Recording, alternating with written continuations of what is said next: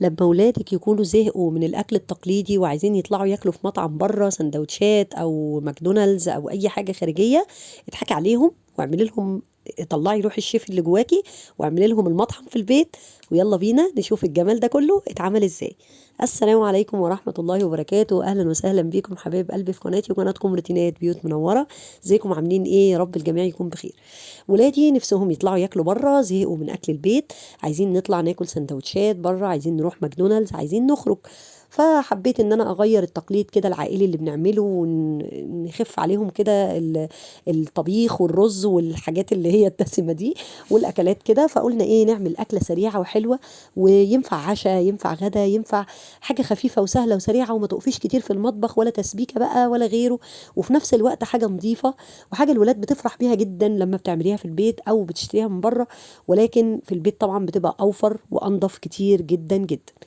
حاجات كلها موجودة في البيت. قطعت بصلاية طرنشات وقطعت طماطماية طرنشات على حسب بقى انت هتعملي كام سندوتش يعني، فتقطعي على حسب الكمية.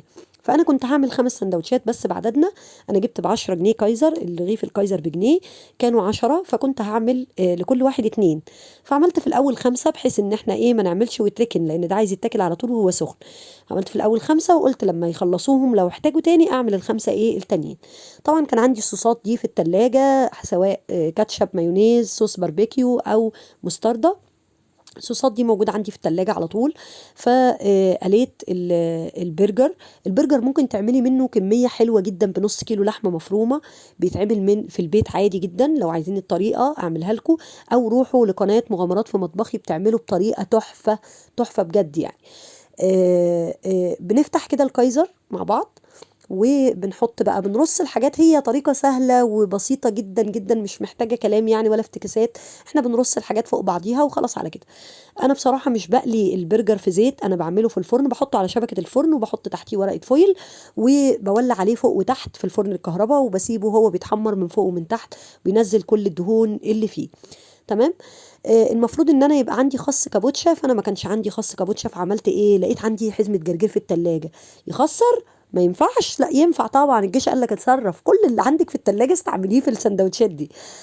حطيت الجرجير كده عشان كده يدي لون كده ويدي شكل حلو في السندوتش، وطبعا قيمة غذائية عالية. أي خضار بيبقى قيمته الغذائية عالية جدا. لو عندك بقى مخلل خيار حطي، لو عندك جبنة رومي قطع حطي، جبنة موتزاريلا حطي، الموجود يعني. أنا كان عندي جبنة رومي مبشورة كده في الفريزر فطلعتها برضو وابتديت أحط منها. عندك فلفل ألوان حطي، بصل أخضر ممكن تحطيه برضو.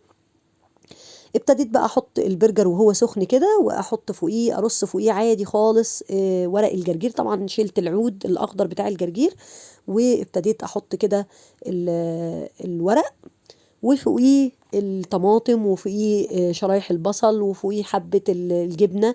وبعد كده بقيت احط عليه بقى الصوصات، سواء كاتشب او مايونيز، اي صوصات موجود عندك، ولو مش موجود خالص برضو مش هتفرق. هو بس بيعزز الطعم كده وبيدي تيست حلو في البق.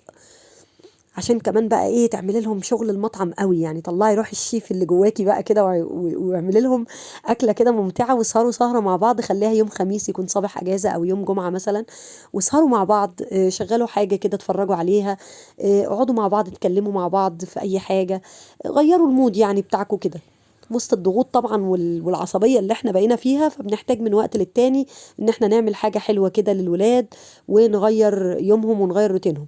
حبيت اعمل لكم الفيديو ده علشان اللي محتاره تعمل اكل ايه او محتاره تعمل عشاء خفيف ايه، فنحاول ان احنا ايه نفكر مع بعض كده.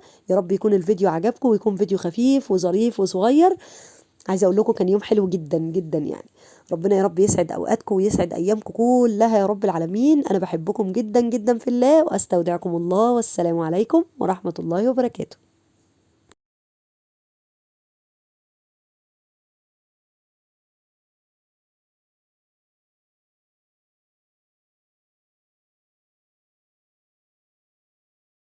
رجليك هي اللي باينة. خلاص خلاص، دي كانت حتة وانا شلتها، اللي هو حتة البنطلون كده.